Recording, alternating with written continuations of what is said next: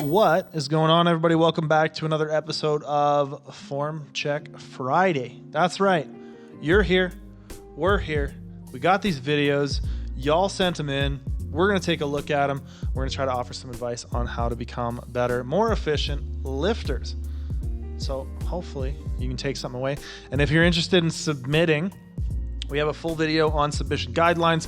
We're going to go ahead and link that somewhere on the screen right now. Dylan, do your thing. All right, let's dive on in. Now, we left off with George, and let's see. So, George has said he's been powerlifting for 13 years, which is awesome. Stoked to see somebody stick with a sport that long. And he says he's worried about having a bit of a squat morning kind of pattern. And what we mean by squat morning, generally speaking, is the knees shooting back. Whoa, that got thick. Knees shooting back and the hips shooting up. So let's see if we really see that here. I'm not seeing it too much. Looks like depth is maybe a tiny bit on the line, but I think the big thing here is upper back tightness. We can see that on that last rep there. The bar started to kind of pull him forward. We're starting to like get rolled and kind of lean a little bit. So one thing I'm seeing here is a pretty sort of like lean forward torso, right? We got this, I like this torso angle, honestly. But what happens when we have this really high bar position is often puts an incredible demand on the back to try to maintain that stability and to maintain that bar position. So one thing we can do is potentially move that bar a little bit down the back and get into more of a low bar position. Now, it seems like we have the body and leverages that are going to favor a sort of low bar style squat. So a lot of times having a high bar position with a low bar style squat can make things a little bit tough, make things a little bit challenging in terms of pushing the weight up. So that would probably be the first thing I would recommend is to, think about moving that bar down the back a little bit, try to find a nice spot on the rear delts where you're going to feel stable and comfortable. And it's going to effectively shorten the lever of the torso. You know what I'm saying? Instead of being here to here, it's going to be here to here. So hopefully that helps you, my man. All right, so our next one comes from Adam. Adam's doing some bench press. He says he's been lifting 5 months. He's got a new PR here, and he's 17 years old. So we've seen, honestly, I think I've seen this same bench like 3 times in the last couple videos here. So first off, if you can move these up so you don't have to unrack quite so far, it's probably gonna be good. Because, I guess we do pretty okay at keeping the back tight. So let's look at this unrack. So the other thing is, here's another common mistake when people first start to get into benching. A lot of the times we're gonna unrack and then we're gonna do a lot of messing around with the lower body. So watch this. We're kind of dancing with the feet. We unrack, the feet are still moving around. Now ideally, before we unrack, we're gonna apply all this leg drive we can. We're gonna have the feet firmly planted into the ground. We're gonna be pushing upwards. We're gonna be driving this chest up, and everything from like here all the way, all this stuff should just be locked in, not moving once we unrack the bar. Because by the time that weight of the bar is bearing down on us, you're not going to get as tight by moving the feet around, by having to adjust leg pressure and some of that kind of stuff. So really drive that in, really drive these feet in before the unrack. Once the bar's unracked, locked. Nothing else moving, nothing else happening. Now, again, we're just dropping that bar. We're also getting super flared out in the elbows. I think we could work on potentially lowering the touch point, tucking the elbows slightly, and definitely controlling the descent, having a bit of a lighter touch on the chest. And I think that's going to go a long ways towards being smoother and more consistent off the chest. Bar path, not bad, but may have danced kind of off the pad a little bit there. We may have seen, yeah, we saw some sunlight under there. So smoother descent, lighter touch, better press. The smoother descent, a little bit more control. I want you to be focused on this last little bit of the range of motion. And I want you to start thinking about the bench press, kind of like winding up a spring. Instead of like the bar just has to touch the chest, then I start working. Think about, okay, I'm gonna pull this in, I'm gonna control it, I'm gonna have an eccentric contraction, just like the way you can see my shirt stretching, right? The muscles are gonna stretch as long as you keep them in the right position. If they're just like flaccid on the way down, and then you're trying to produce a lot of tension, It's not going to work for everybody. Now, obviously, I always try to point out the counter arguments to what I'm saying because they exist. Now, a lot of people are going to have a very successful kind of sink and heave style of bench pressing, but I don't think that's going to be the route to go for you for now because you're relatively new and you're not huge, right? A lot of the guys that get away with that sink and heave style of bench pressing is because they don't have very long arms and they have a lot more torso. So there's a little bit of like meat to sink into. It's a dead stop. And then they only have so far to kind of finish with the triceps. Whereas you got a lot longer range of motion.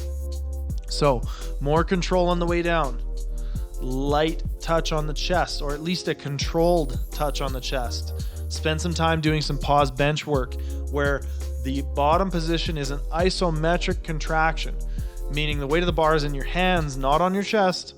Keep it tight and keep lifting, man. Keep lifting. This is great. Like, it's good to see.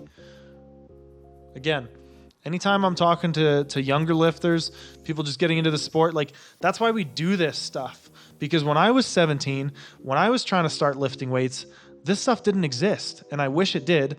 And that's why we're here today. So keep it up, man. I hope that helps. All right, Mads. Mads has been lifting a little bit over a year. This is 90 kilos on the bar here. And he says he's doing touch and go because his form breaks down quickly. He says he's not on any program and he's not making much progress. Now, those two things seem just intrinsically tied together. Download any one of 10, 15 free powerlifting programs from notable coaches. There's tons out there, including the Calgary Barbell free 16-week program. You can just head to calgarybarbell.com, download that for free. And I mean, I've heard nothing but good things about it. People have had a ton of success, added hundreds and hundreds and hundreds of pounds to people's totals. So go try that out. There are plenty others, just a quick Google search away. But I mean, at this point, there's kind of no excuse to not be on a program if you're serious about making strength gains. So go look around, read some reviews, read some, Reddit's got a lot of program reviews and stuff like that. Get into it, man. Educate yourself and organize your programming so that you can make better progress. That being said, your pull looks friggin' great, dude. Now, I know you said that, so you're doing touch and go because your form breaks down quick. Here's my argument. I think the reason your form breaks down quick is because you do touch and go. Think about that for a second. We're only going to get good. We're only going to get strong. We're only going to get stable in ranges of motion that we train, right? If you never trained your deadlift, you wouldn't expect to be a very good deadlifter. Now, the same applies, maybe to a lesser extent, but the same still applies to sections of the range of motion. And that's why I was talking about pause work with the last lifter, Adam. So for you, from here to here, if we're looking at the end of this bar here, is a part of the lift where we do start to lose a little bit of position.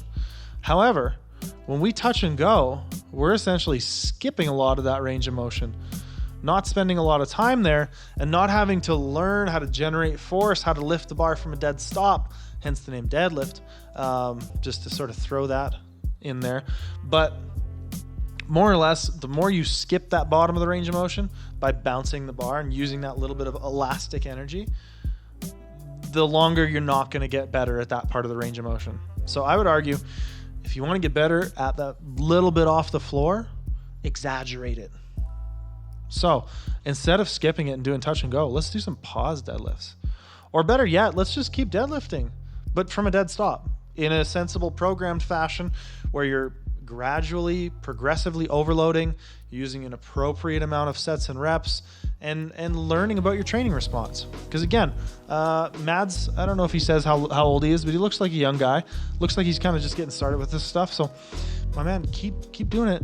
Just educate yourself a little bit, get onto a program and see if you can learn some stuff, right? You're obviously watching this channel, so you're out there trying to get better, actively trying to learn. Keep going, keep learning stuff. Stop doing touch and go. And the last thing I'm going to mention about this, so number one, just get better at breaking the floor. Maybe do some pause deadlifts where you pause at this position right here. And number two, these knees that lock out need to stay locked. So let's say you do decide to compete down the road. We're going to need to see more straight legs. So basically, you just want to use your quads and think about keeping the knees locked at lockout. You don't need to push the hips so far through that we end up unlocking, right? When we get the hips, so much hip extension, it will unlock the knees. So don't worry about getting your torso angle like this. You know, standing straight up will do. Just try to keep those knees locked. Ditch the touch and go, get on the program, keep those knees locked. All right, our next one comes from Arthur. Arthur's doing some squats. Arthur's 20 years old. Says he's been lifting for 4 years. He's had some back issues in the past that he mentioned in the email. This set is 150 kilos for set of 4 at a 9 RPE. He says his deadlift is going up. His squat seems stuck. He's a little bit concerned about keeping low back tightness. I think coming from a place of being a bit concerned about his previous injury. And he's wondering if, you know, losing back position is sort of limiting his ability to produce force out of the bottom. So I think more than anything, I would probably work on your upper back. And by doing so, I think you can have positive impacts on sort of the low back and pelvis here. So what I'm talking about is when you're going to squat, I feel like your upper back is kind of rounded out, right? So we got these elbows back behind, which generally by the time we get to this point, we want to try to keep those elbows in line. We also want to think about creating tension between the elbows. So drawing them almost together, pulling your elbows down into your ribs and into your sides as a cue or as a means to try to get the upper back tight so that when we get to the bottom, we're not dipping forward. I also think you're looking pretty far down, so we could maybe look out a little bit more to try to get more tightness in the upper back. And I think if the upper back gets tighter and that bar position is more stable, we're not going to see the low back kind of, we're not going to get that butt wink, which also I don't think is anything near as problematic as what a lot of people will have you think. A lot of people are going to say like, oh, butt wink, you're going to explode your back, you're going to die, you're going to burst into flames. And they're going to make you really scared of any sort of movement. And I just don't think that it's warranted. I don't think there's any sort of evidence to back that up, that the slightest little bit of back flexion will necessarily just cause all of your discs and all of the architecture of your spine to just explode. These things don't happen. I know you've had a back injury in the past. I'm not trying to deny that. I understand that there's likely a little bit of anxiousness and really not wanting to hurt yourself again, and that's normal. But what I want you to do is I want you to think, okay, it's been, X months, years, however long, since I had my back injury. My back is strong, my back is resilient, and I'm doing this as a means of injury prevention, right? Stronger people get hurt less. If you can become stronger, if you can strengthen things, they will be hurt less.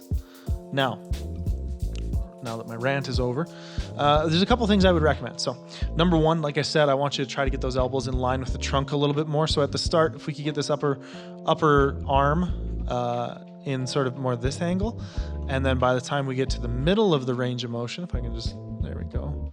So by the time we're about here, I want these elbows here. So we're going to pull the elbows forward a little bit. We're going to pull the elbows in towards the sides a little bit. We're going to try to create that same sort of setup we talk about in the bench press a lot, where we're trying to pull the shoulder blades. If these are your shoulder blades on your rib cage, I want you to pull them in and I want you to pull them down. And that's how we create upper back tightness. Once we've got that upper back tightness, I want you to think about maybe getting a heeled shoe or putting a plate under your heel to try that out and see if that allows you to get depth a little bit more comfortably. Because it looks like there might be some flexibility limitations in terms of the positions we can get into in the bottom here. And I think that, some pause squats, spending some time just kind of stretching using the squat, right? Doing some empty bar squats, trying to spend time in that range of motion specifically with a bar on your back, as well as maybe just using a heeled shoe, adding a little bit of a lift there, might allow you to get into a bit of a better position as well. So yeah, take some of those things into consideration, and I really do hope that helps. Next, we have Luke. Luke is doing some bench press. He says his grip is middle finger on the rings. He says he feels like he's missing some sort of drive. And it's kind of a bummer that he says drive, and I can't see his legs, but we're going to roll with this anyways. So, a couple things I'm seeing right off the hop. Number one, we get that head lift on this first rep. I don't know why people do this. I don't know why raw lifters do this. It's not necessary. We don't need to lift the head. So here's where the lifting of the head came from. Now you can see how much my shirt is stretched or not stretched. Hold on. Let's do this. Okay. You can see how much my shirt is stretched or not stretched, right? When we come down, a lot of the times people would lift their head in a bench shirt as an equipped lifter to allow the shirt to give a little bit so they could get a touch. And then they would do this to stretch the shirt back out and press the bar back up.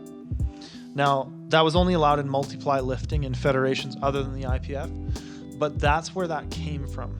At least to the best of my knowledge. If somebody else has a better explanation for why anybody would ever want to pick their head up and collapse their sternum while bench pressing, I'm open to hear it, but I just don't see any reason that needs to happen. So that would be my first criticism. Number one, try to keep your head down. Because basically, we don't want to come this way, because when we come this way, the chest comes down, the arch flattens out. Seems really counterintuitive. Drive your head back into the bench, if anything. I mean, I don't normally cue people to think about what they're doing with their neck and their head when they're bench pressing. But what I do want you to think about is driving that chest up into that bar, which inherently should make your head go back, right? If we're pulling the head up the whole time, and I don't want you to do this on the way down, I want you to do this. Reach your chest up into that bar. Stay tight, stay big. The other thing is, the elbows are pretty flared up. I could see us maybe thinking about a lower touching point and a little bit more elbow tuck. Again, I'm not saying that everything that I tell people to do is going to be gold, and as soon as you try it, your lifts are just going to explode beyond your wildest dreams. This is the one secret that other powerlifting coaches don't want you to know. That's not what I'm about. What I'm trying to do is help you through the long, arduous, mistake-ridden process that is trial and error in powerlifting technique, so that you can eventually come to a conclusion on the most efficient way for your specific body leverages strength to move. That's our goal here. So, in saying that, I'd like you to experiment with maintaining more tension in the upper back, right? You can see this arch is pretty flattened out already compared to what it was, right? If we think about, so I like this position the most, right? If you can keep this angle of the chest, keep that chest up high and set the butt down without dropping this chest, that's when we're going to see some good benching, because we're limiting the range of motion, right? Less range of motion usually means more weight. Now, that's always, as always, that's not an absolute rule, but you can see the chest fall already on this first rep. So definitely more chest up. We could definitely use more chest up. We could definitely not be lifting the head, pulling down this way. You're working against yourself there. And yeah, on the way down, keep those elbows a little bit tucked in. Right now, the elbows are kind of back behind the bar, and it's making the improvement of the bar path really tough. It's making because what's happening is every rep we're coming up and then back. Generally speaking, the best benchers and the most efficient bench pressers have a back and up kind of bar path. And we've talked about this a ton on the channel before. But when the elbows are behind the bar and the bar is out here and we push up, the weight of the bar is going to pull it out this way. If we can keep the elbows underneath or even slightly in front of the bar, as you press up, that bar is going to fall back this way, which is good. We want that. We want the bar to go like this. So a little bit more elbow tuck, a lot more chest up. Try to press that bar back off your chest and keep your head down. Hopefully that sums it up. All right, now we have Sean. Sean is doing some deadlifts. He says he's been lifting for 4 years. He says he is trains for bodybuilding, trains for physique type stuff, but he likes lifting heavy. He does the big three. It's a big part of his routine. And he says he recently hurt himself, recently hurt his back. I'm not sure how recently, but he's doing some sumo deadlifts here, 405 for 6 reps. Says his body weight is around 170, and he wants to know if there's anything that he can work on, anything that he can improve on. So we're going to leave that for y'all. If you have any comments or questions, things that you can offer Sean, I always try to promote good discussion in the comments of these videos so people can weigh in and not only improve their technique, but learn how to watch for things in technique and try to become more analytical of technique. So leave your comments below, like and subscribe. We'll start with Sean next week, and we'll see y'all in the next one. Bye.